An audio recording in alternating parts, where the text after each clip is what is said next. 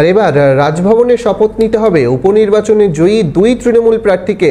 উপনির্বাচনে জয়ী প্রার্থী সায়ন্তিকা বন্দ্যোপাধ্যায় ও রিয়াত হোসেন সরকারকে দুই বিধায়ককে ফের চিঠি পাঠিয়ে অবস্থান স্পষ্ট করল রাজভবন। গত কয়েকদিন ধরেই শপথ নিয়ে চলছিল টানাপোড়েন। বুধবার দুপুরে রাজভবনে শপথ নিতে হবে, চিঠিতে স্পষ্ট। সূত্রের খবর, চিঠি পেতেই নোটিশ শিকার জয়ী দুই তৃণমূল প্রার্থী রাজভবনে শপথ নেবেন, জানালেন দুই প্রার্থী।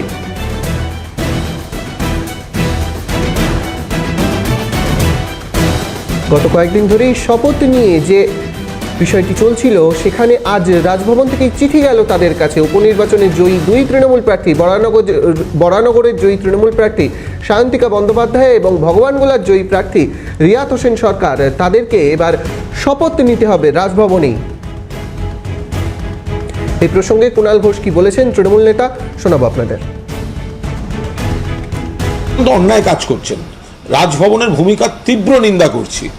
দুজন উপনির্বাচনে জিতে এসছেন বিধায়ক, তারা শপথ নেবেন।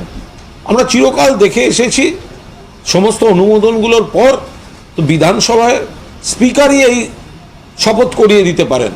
রাজ্যপাল কেন দেরি করছেন? এই সমস্ত বিষয়গুলোতে রাজভবন বা রাজ্যপাল পদটার একটা সম্মান আছে, একটা ওজন আছে, সেগুলো অনেক আগেই নষ্ট হয়েছে।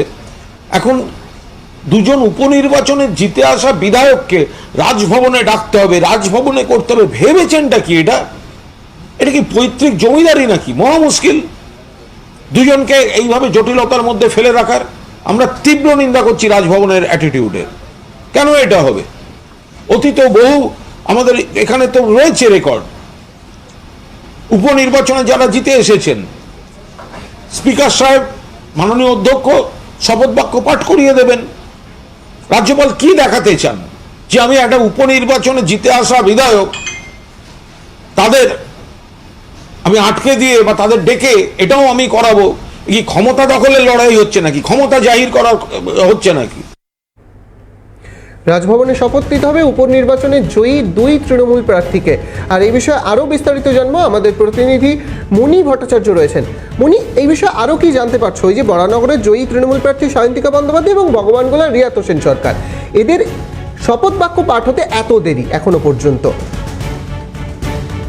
তোমাকে জানিয়ে রাখি, এই যে ভগবানগোলা এবং বরানগর বিধানসভা, এইখানে এই দুটি কেন্দ্রে কিন্তু উপনির্বাচন হয় এবং উপনির্বাচনে জয়লাভ করার পরেই কিন্তু তাদের যে শপথ গ্রহণ তা নিয়ে জটিলতা সৃষ্টি হয়। সেখানে কিন্তু প্রথম রাজ্যের তরফ থেকে কিন্তু যে চিঠি শপথ গ্রহণ নিয়ে, সেই চিঠি রাজ্যপালকে দেওয়া হয়নি বলেই অভিযোগ ছিল।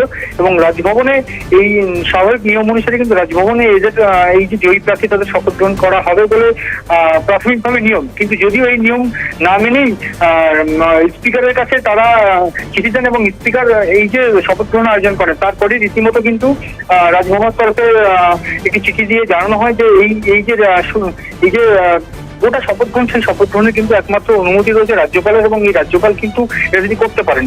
এরপর কিন্তু গতদিনে যেটা দেখতে পেয়েছি যে এই দুই জয়ী প্রার্থী রিয়াত হোসেন সরকার এবং সায়ন্তিকা বন্দ্যোপাধ্যায়, তারা কিন্তু চিঠি দিয়েছেন এবং চিঠিতে রাজ্যপালকে চিঠি দিয়েছেন এবং তারা রাজ্যপালকে চিঠি দিয়ে বলেছেন যে তাদেরকে শপথ গ্রহণ করতে দেওয়া হবে এবং শপথ গ্রহণ যেন পাঠ করেন বিমান বন্দ্যোপাধ্যায় অর্থাৎ স্পিকার। এরপরেই কিন্তু আজ অর্থাৎ মঙ্গলবার একটি চিঠি এবং টুইটার হ্যান্ডেলে একটি পোস্ট করে নিজেদের অবস্থান স্পষ্ট করলো রাজভবন এবং তারা রাজভবনের তরফে জানিয়ে দেওয়া হয়েছে স্পষ্টভাবে যে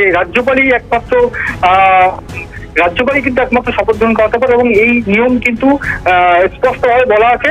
শুধু তাই নয়, এবং তাদেরকে রাজভবনে এসেই শপথ গ্রহণ করতে হবে, এইটা কিন্তু ইতিমধ্যেই জানিয়ে দেওয়া হয়েছে। যেটা আরো একটি সূত্রের খবর যে ইতিমধ্যেই রাজভবন সূত্রে যেটা পাওয়া গিয়েছে যে তারা কিন্তু এই চিঠি পাওয়ার পরেই জানিয়েছেন রাজভবনকে যে হ্যাঁ, তারা আগামীকাল শপথ গ্রহণ করবে এবং রাজভবন সূত্রে যেটা খবর আগামীকাল বেলা 12:30 নাগাদ কিন্তু তাদের শপথ গ্রহণ অনুষ্ঠান অনুষ্ঠিত হতে চলেছে।